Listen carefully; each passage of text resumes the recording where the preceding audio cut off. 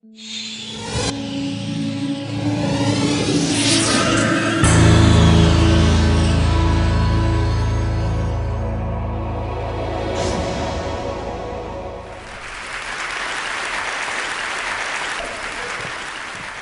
I'll start with this. A couple of years ago, an event planner called me because I was going to do a speaking event. And she called and she said, I'm really struggling with how to write about you on the little flyer. And I thought, well, what's the struggle? And she said, well, I saw you speak, and I'm going to call you a researcher, I think, but I'm afraid if I call you a researcher, no one will come because they'll think you're boring and irrelevant. And I was like, okay. And she said, but the thing I liked about your talk is, you're a storyteller, so I think what I'll do is just call you a storyteller. And of course, the academic, insecure part of me was like, you're going to call me a what? And she said, I'm going to call you a storyteller. And I was like, oh, why not Magic Pixie? I was like, let me think about this for a second. And so I tried to call deep on my courage, and I thought, I am a storyteller. I'm a qualitative researcher. I collect stories. That's what I do. And maybe stories are just data with a soul, and maybe I'm just a storyteller. So I said, you know what? Why don't you just say I'm a researcher storyteller? And she went, there's no such thing. So I'm a researcher storyteller. And I'm going to talk to you today. We're talking about expanding perception. And so I want to talk to you and tell some stories about a piece of my research that fundamentally expanded my perception and really actually changed the way that I live and love and work and parent. And this is where my story starts. When I was a young researcher, doctoral student, my first year I had a research professor who said to us, here's the thing, if you cannot measure it, it does not exist. And I thought he was just sweet-talking me. I was like, really? And he's like, absolutely. So you have to understand that I have a bachelor's in social work, a master's in social work, and I was getting my PhD in social work. So my entire academic career was surrounded by people who kind of believed in the life's messy, love it, and I'm more the life's messy, clean it up, organize it, and put it into a bento box. And so to think that I had found my way, to found a career that takes me, really one of the big sayings in social work is lean into the discomfort of the work. And I'm like, knock discomfort upside the head and move it over and get all A's. That was my mantra. So I was very excited about this. And so I thought, you know what? This is the career for me because I am interested in some messy topics, but I want to be able to make them not messy. I want to understand them. I want to hack into these things that I know are important and lay the code out for everyone to see. So where I started was with connection, because by the time you're a social worker for 10 years, what you realize is that connection is why we're here. It's what gives purpose and meaning to our lives.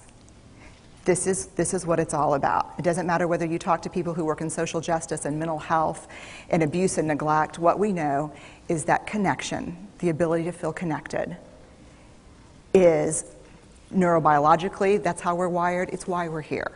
So I thought, you know what, I'm going to start with connection. Well, you know that situation where you get an evaluation from your boss and she tells you 37 things that you do really awesome and one thing that you can't, an opportunity for growth. And all you can think about is that opportunity for growth, right?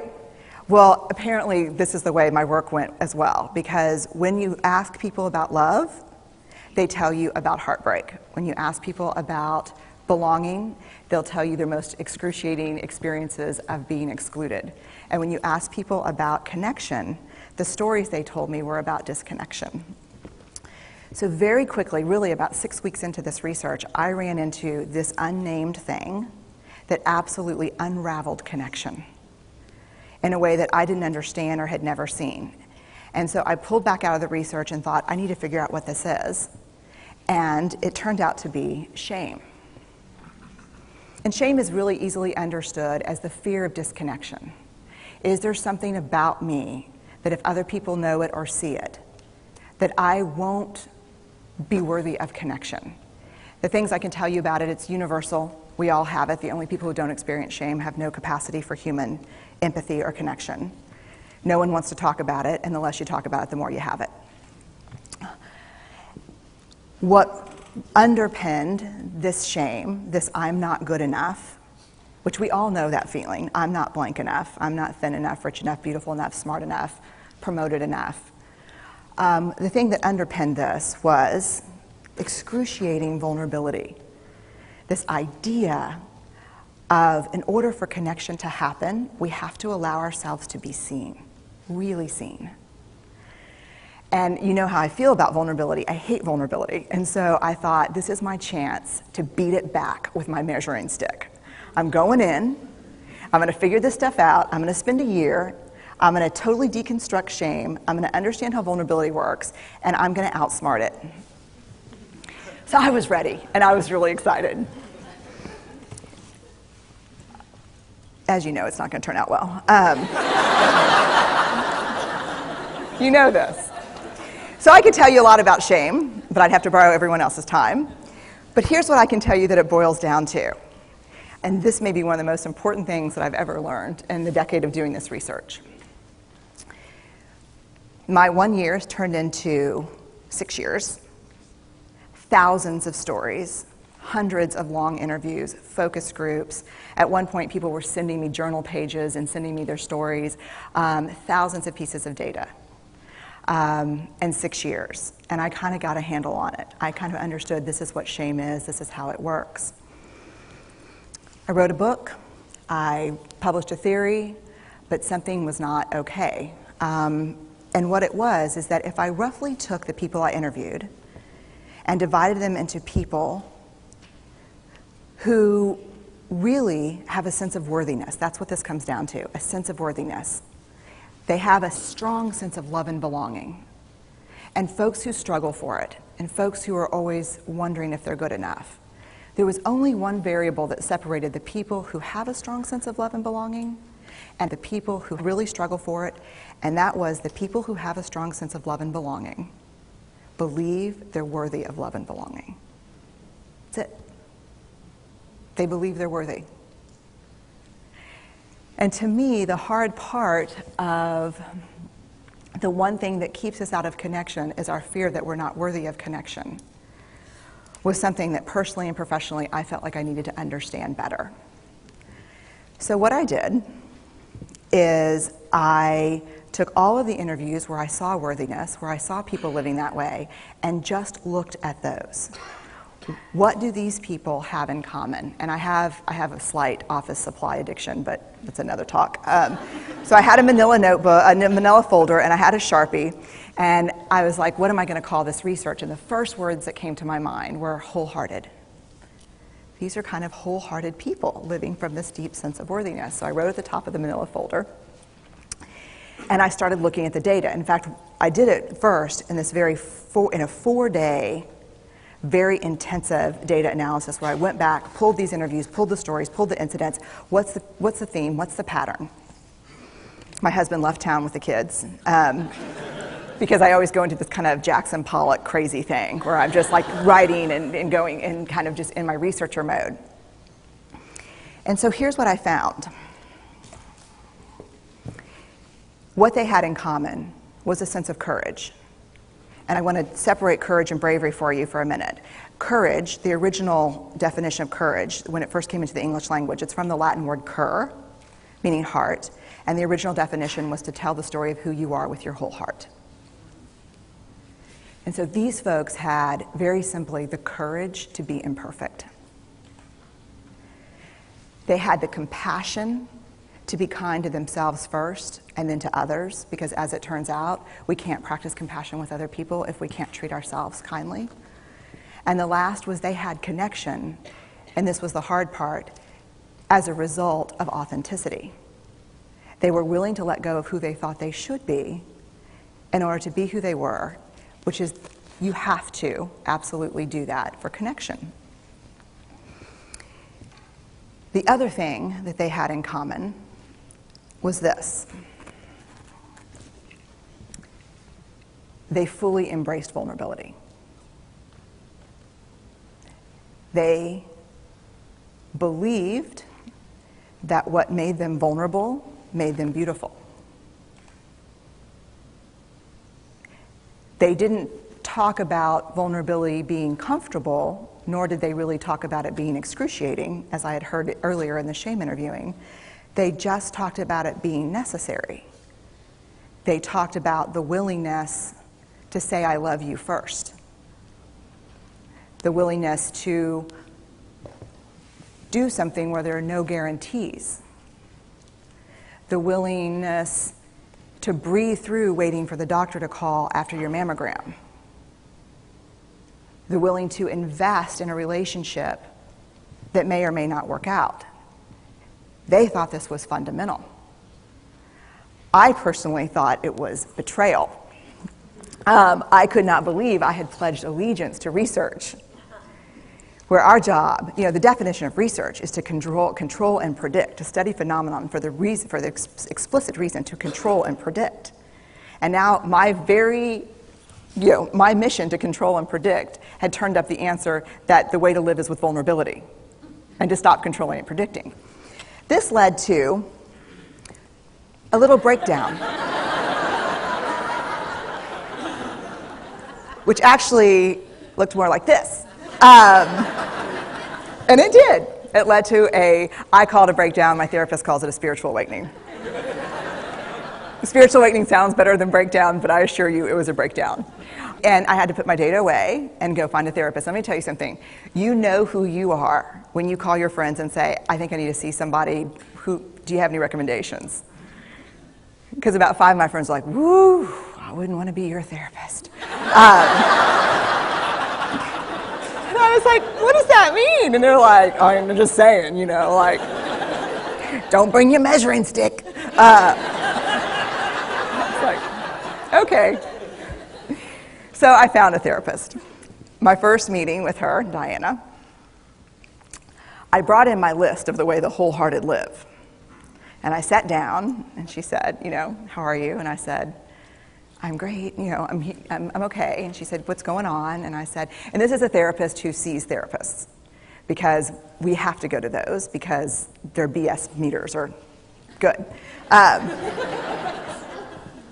so I said, here's the thing, I'm struggling. And she said, what's the struggle? And I said, well, I have a vulnerability issue, and I know that vulnerability is kind of the core of shame and fear and our struggle for worthiness, but it appears that it's also the birthplace of joy, of creativity, of belonging, of love, and I think I have a problem, and I need some help. And I said, but here's the thing, no family stuff, no childhood shit, I just need some strategies.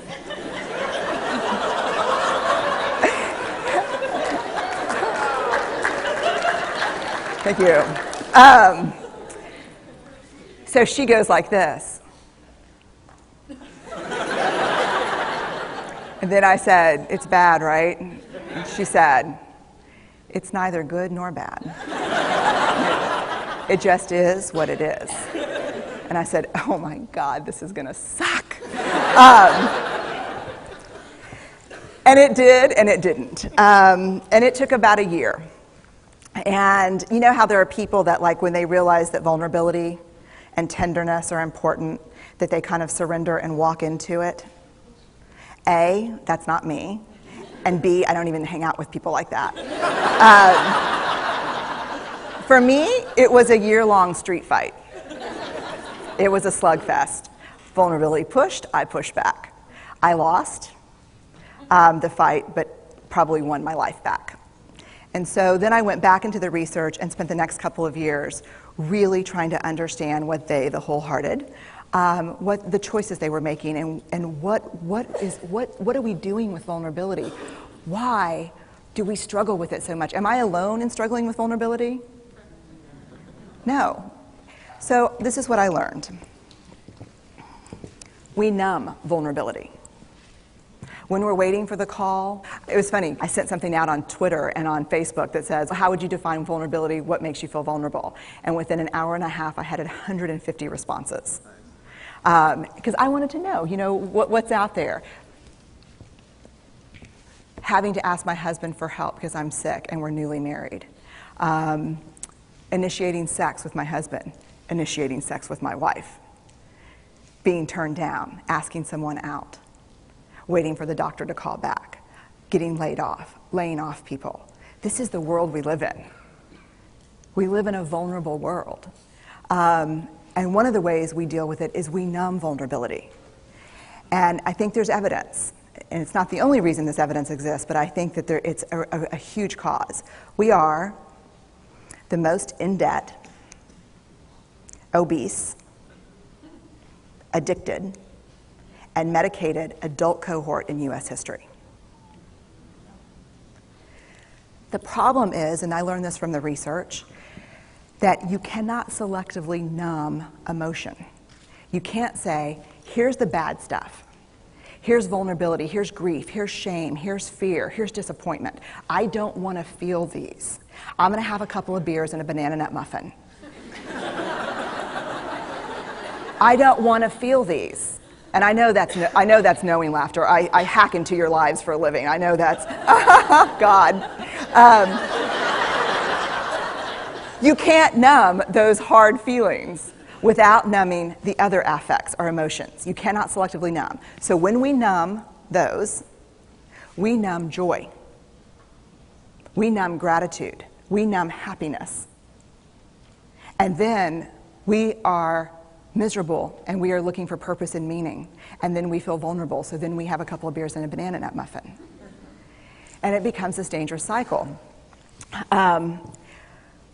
One of the things that I think that we need to think about is why and how we numb. And it doesn't just have to be addiction. The other thing we do is we make everything that's uncertain certain. Religion has gone from a belief in faith and mystery to certainty. I'm right, you're wrong, shut up. That's it. Just certain. The more afraid we are, the more vulnerable we are, the more afraid we are. This is what politics looks like today. There's no discourse anymore. There's no conversation. There's just blame. You know how blame is described in the research? A way to discharge pain and discomfort. We perfect. If there's anyone who wants their life to look like this, it would be me. But it doesn't work, because what we do is we take fat from our butts and put it in our cheeks. Which just, I hope in 100 years people will look back and go, wow. And we perfect, most dangerously, our children. Let me tell you what we think about children. They're hardwired for struggle when they get here. When you hold those perfect little babies in your hand, our job is not to say, look at her, she's perfect. My job is just to keep her perfect, make sure she makes the tennis team by 5th grade and Yale by 7th grade. That's not our job. Our job is to look and say, you know what? You're imperfect and you're wired for struggle, but you are worthy of love and belonging. That's our job. Show me a generation of kids raised like that and we'll end the problems I think that we see today. We pretend that what we do doesn't have an effect on people. We do that in our personal lives. We do that corporate, whether it's a bailout, an oil spill, a recall. We pretend like what we're doing doesn't have a huge impact on other people. I would say to companies, this is not our first rodeo, people. We just need you to be authentic and real and say, we're sorry, we'll fix it. But there's another way, and I'll leave you with this. This is what I have found. To let ourselves be seen, deeply seen, vulnerably seen. To love with our whole hearts, even though there's no guarantee. And that's really hard, and I can tell you as a parent, that's excruciatingly difficult. To practice gratitude and joy in those moments of kind of terror when we're wondering, can I love you this much? Can I believe in this passionately? Can I be this fierce about this? Just to be able to stop and instead of catastrophizing what might happen, to say, I'm just so grateful. Because to feel this vulnerable means I'm alive. And the last, which I think is probably the most important, is to believe that we're enough. Because when we work from a place, I believe, that says, I'm enough, then we stop screaming and start listening. We're kinder and gentler to the people around us, and we're kinder and gentler to ourselves. That's all I have. Thank you.